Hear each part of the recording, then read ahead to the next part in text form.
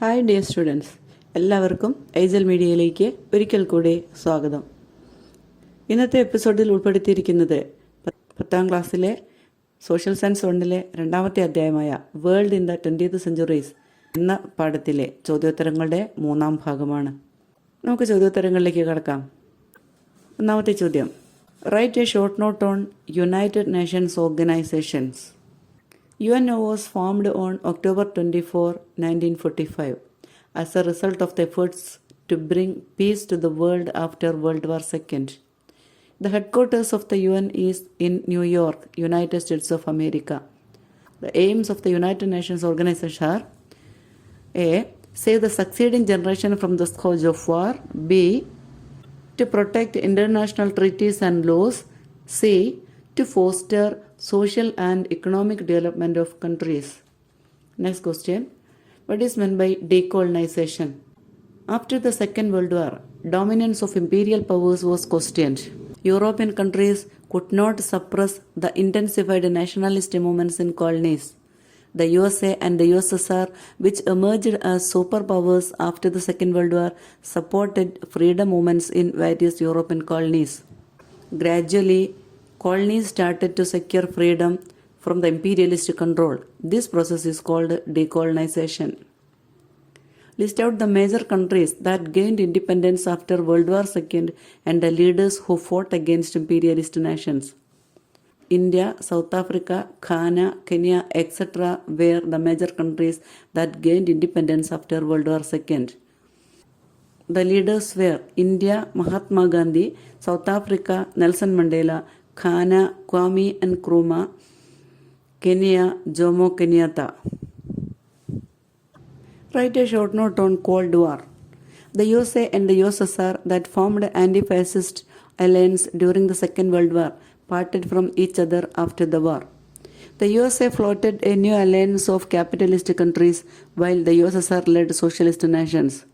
These two blocs, that is capitalist bloc and socialist bloc that represented contradictory ideas, continued their political and diplomatic wars. This enmity, based on ideological conflict and diplomatic confrontations, was called the Cold War. How did decolonization and Cold War led to the formation of non-aligned movement? Following the Second World War, many Asian, African and Latin American countries became independent. They realized that the Cold War was yet another phase of imperialism and that it could threaten world peace. The liberated nations decided not to join any of the blocs and formed the non-aligned movement. The non-aligned movement is a unity of countries that are not part of the capitalist bloc or socialist bloc. The non-aligned movement is formed as an alternative to capitalism and socialism. They realized that only a world without war and conflict could advance economically and socially. The idea of the non-aligned movement was mooted at a meeting held at Bandung in Indonesia in 1955. The first conference of the non-aligned countries was held in Belgrade in 1961. Jawaharlal Nehru's view is that non-aligned is not a departure from world affairs but an active involvement in many of the problems facing the world. What is Balfour Declaration? The imperialist interest caused the unrest in West Asia. Until the First World War, the territory including Palestine was part of the Turkish Empire. As Turkey was defeated in the war, Britain took over the region. Since the Jews helped Britain in the war, the then British Foreign Secretary Arthur Balfour declared the establishment of a Jewish nation in West Asia as a reward. It's known as Balfour Declaration. Elucidate the political circumstances that resulted in Palestine-Israel conflict. After Balfour Declaration, the nation Israel was formed in 1948. Consequently, many wars broke out between Israel and the Arab nations. Israel seized Palestine, expelling the Palestinians from their homeland. The Palestinian refugees migrated to various Arab countries. In this context, with an objective of establishing a nation for the Palestinian, a movement called Palestine Liberation Organization (PLO) was founded with Yasser Arafat as the president. After a series of bloodshed and massacres, Israel agreed in principle to recognize Palestine as a free nation.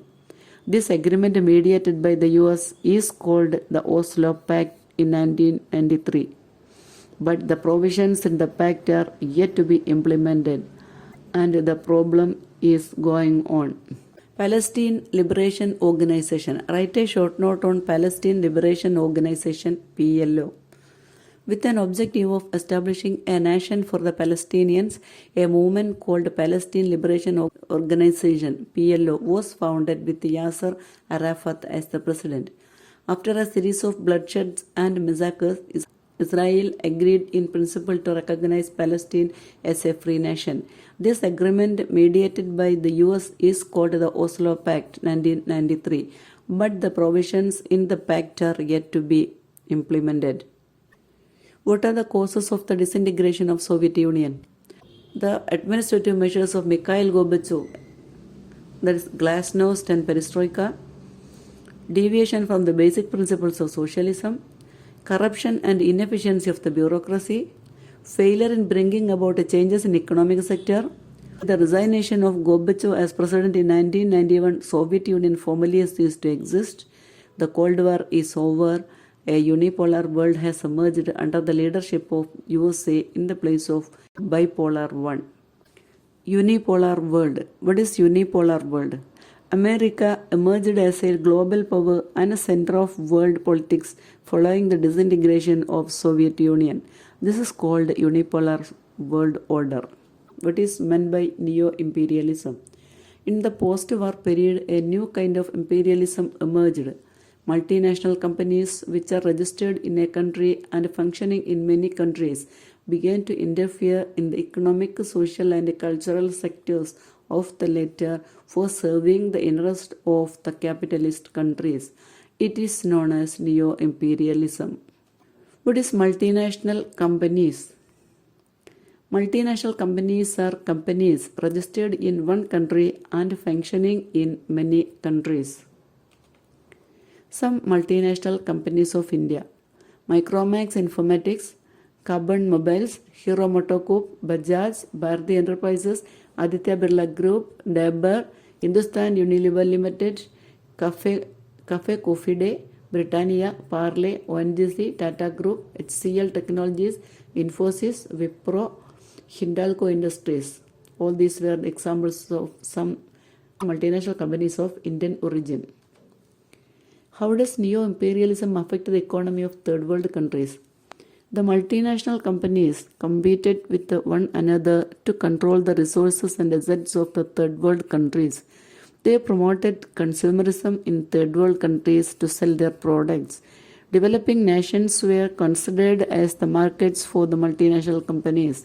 The products of the developed countries reached to the villages of the developing countries. Due to the pressure from multinational products and marketing strategies, the economy of many countries started to collapse. What is neo-economic policy? The neo-economic policies are the ideas of neo-imperialism. They are globalization, privatization, and liberalization. Adoption of liberal regulations and taxation systems to facilitate the import of multinational products to domestic market. Privatization of public sector undertakings in an attempt to promote private sector. Globalization is the process of linking the economic system of the country to global economy. What are the results of globalization? The interests and motives of the multinational companies protected, competition-driven market came into existence, transborder flow of products, services, raw materials, capitals, latest technology, and human resources. All these are the results of globalization. Name the institutions that are devising and executing various policies in favor of globalization. World Bank, International Monetary Fund, World Trade Organization. All these institutions formulating and executing various policies in favor of globalization. What are the advantages of globalization? Globalization opened up many opportunities and possibilities around the world. The dissemination of information technology, the cross-border exchange of goods and services gave rise to the idea of global village. All these are the advantages of globalization. What are the challenges posed by globalization to the developing countries? The intervention of multinational companies challenged the concept of nation-state, led to the destruction of indigenous culture, price of agricultural products plunged, public sector undertakings were destroyed, government withdrew from social service sectors, and natural resources were looted. All these are the challenges posed by globalization to the developing countries. Thanks for watching. ഈ episode നിങ്ങൾക്ക് ഇഷ്ടമായെങ്കിൽ like ചെയ്യാനും share ചെയ്യാനും comment ചെയ്യാനും മറക്കരുത്. അതോടൊപ്പം തന്നെ നിങ്ങൾ ഇതുവരെയും ഈ ചാനൽ സബ്സ്ക്രൈബ് ചെയ്തില്ലെങ്കിൽ ഒന്ന് സബ്സ്ക്രൈബ് ചെയ്യണേ. സബ്സ്ക്രൈബ് ചെയ്ത ശേഷം തൊട്ടടുത്തുള്ള ബെല്ലൈക്കൺ കൂടി ഒന്ന് എനേബിൾ ചെയ്താൽ ഞാനിടുന്ന ഇത്തരത്തിലുള്ള പഠന സംബന്ധമായിട്ടുള്ള ഓരോ എപ്പിസോഡും നിങ്ങൾക്ക് അപ്ലോഡ് ചെയ്യുന്ന നിമിഷം തന്നെ നിങ്ങൾക്ക് നോട്ടിഫിക്കേഷനായിട്ട് ലഭിക്കുന്നതാണ്. Thanks for watching.